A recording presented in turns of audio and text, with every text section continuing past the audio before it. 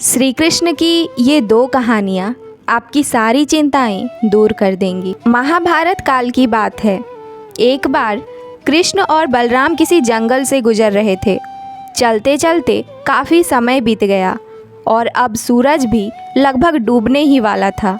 अंधेरे में आगे बढ़ना संभव नहीं था। इसीलिए कृष्ण बोले, बलराम, हम ऐसा करते हैं कि अब सुबह होने तक यहीं ठहर जाते हैं। सुबह होते ही हम अपने मंजिल की ओर बढ़ चलेंगे।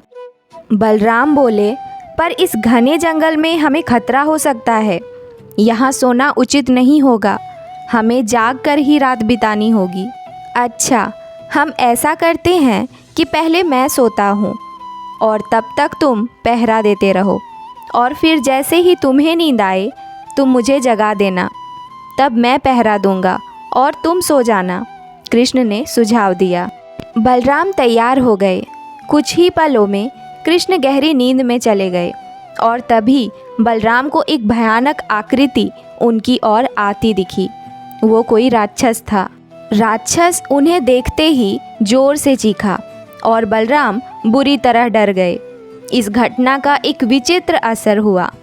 भय के कारण बलराम का आकार कुछ छोटा हो गया और राक्षस और विशाल हो गया। उसके बाद राक्षस एक बार और चीखा और पुनः बलराम डरकर कांप उठे। अब बलराम और भी सिकुड़ गए और राक्षस पहले से भी बड़ा हो गया। वो राक्षस धीरे धीरे बलराम की ओर बढ़ने लगा। बलराम पहले से ही भयभीत थे और उस विशालकाय राक्षस को अपनी ओर आता देख जोर से चीख पड़े, कृष्णा, और चीखते ही वहीं मूर्छित होकर गिर पड़े। बलराम की आवाज़ सुनकर कृष्ण उठे। बलराम को वहाँ देख उन्होंने सोचा कि बलराम पहरा देते देते थक गए होंगे और सोने से पहले उन्हें पुकारा होगा। अब कृष्ण पहरा देने लगे। कुछ देर बाद वही राक्षस उनके सामने आया और जोर से चीखा। कृष्ण जरा भी घबराए नहीं और बोले, बताओ, तुम इस तरह चीख क्यों रहे हो? क्या चाहिए तुम्हें? इस बार भी कृष्ण के साहस के कारण उनका आकार कुछ बढ़ गया और राक्षस का आकार घट गया। राक्षस को पहली बार कोई ऐसा मिला था जो उसे डर नहीं रहा था। घबराहट में वो पुनः कृष्ण पर जोर से चीखा।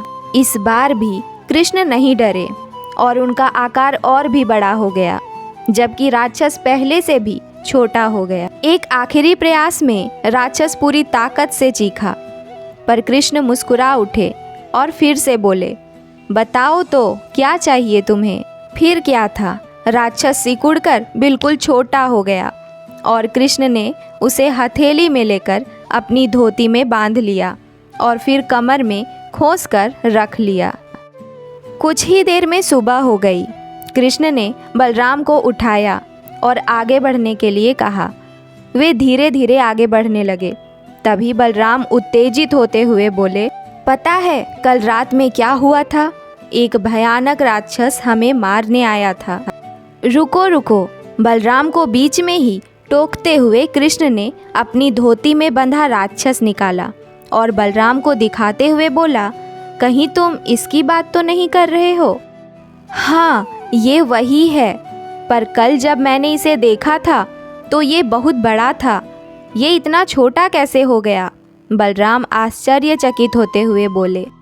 कृष्ण बोले, जब जीवन में तुम किसी ऐसी चीज़ से बचने की कोशिश करते हो जिसका तुम्हें सामना करना चाहिए, तो वो तुमसे बड़ी हो जाती है और तुम पर नियंत्रण करने लगती है।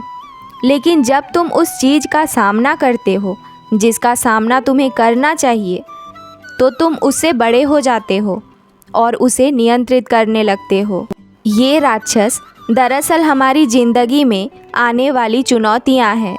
अगर हम इन चुनौतियों को टालते हैं तो ये और बड़ी होती जाती हैं।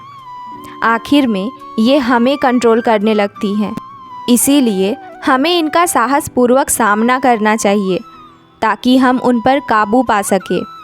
इस प्रकार चुनौतियों का डट के सामना करने से वो छोटी सी हो जाएंगी, जिससे हम आसानी से उन पर नियंत्रण कर सकते हैं और सफल हो सकते हैं। अब चलते हैं दूसरी कहानी की तरफ। किसी ने बड़े कमाल की बात कही है कि जीवन के रन में खुद ही श्री कृष्ण और खुद ही अर्जुन बनना पड़ता है। रोज अपना ही सारथी बनकर जिंदगी की महाभारत से लड़ना पड़ता है। कहानी शुरू होती है एक बिजनेसमैन से, जो अपने बिजनेस को लेकर काफ़ी चिंता किया करते थे कि क्या होगा, आने वाले कल में कैसे काम आगे बढ़ेगा। उनका एक लड़का था। वो लड़का काफ़ी बार कहता था कि पापा मुझे मौका दो, मुझे भी बिजनेस करना आ गया है, मुझे भी एक बार संभालने दो।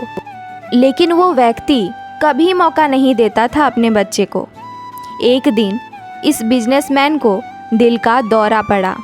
हार्ट अटैक की वजह से अस्पताल में भर्ती होना पड़ा। बच्चा दौड़ते हुए अस्पताल पहुंचा। देखा कि पापा एडमिट हैं।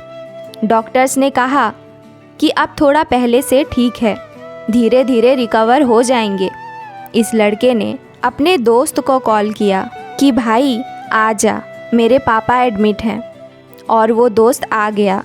उसने पूछा कि क्या हो गया, तो उसने अपने पापा की सारी बातें बताई। उसके बाद ये जो बिजनेसमैन का लड़का था, उसने बोला चल ना बाहर चल के आते हैं, बहुत देर हो गई। इधर अस्पताल से बाहर निकले तो एक आइसक्रीम वाला दिखाई दिया। बिजनेसमैन के लड़के ने कहा कि भाई चल ना आइसक्रीम खाते हैं।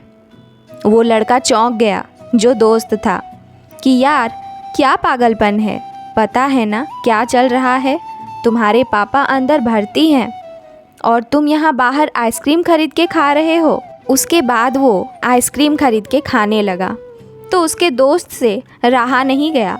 उसने पूछ लिया इस लड़के से कि भाई तुम्हें समझ नहीं आ रहा, तुम्हारे बिजनेस का क्या होगा आने वाले कल में?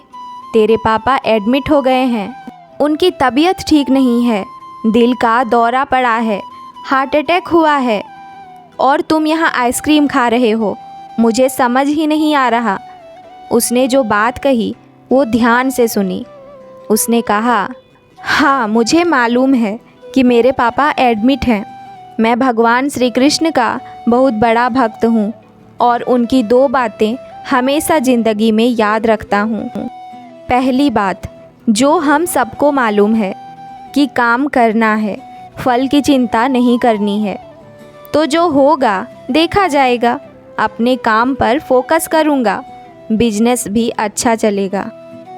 लड़का बोला कि भाई मैंने भी ज़िंदगी में स्वीकार करना सीख लिया है, क्योंकि भगवान श्री कृष्ण कहते हैं कि जो हो रहा है उसको स्वीकार कर लो, ज़िंदगी अपने आप सही हो जाएगी। छोटी सी कहानी जो दो बड़ी बातें सिखाती हैं कि ज़िंदगी में जो हो रहा है, ज़िंदगी चलती चली जाती है, आप भी चलते रहिए, जो होगा अच्छा होगा।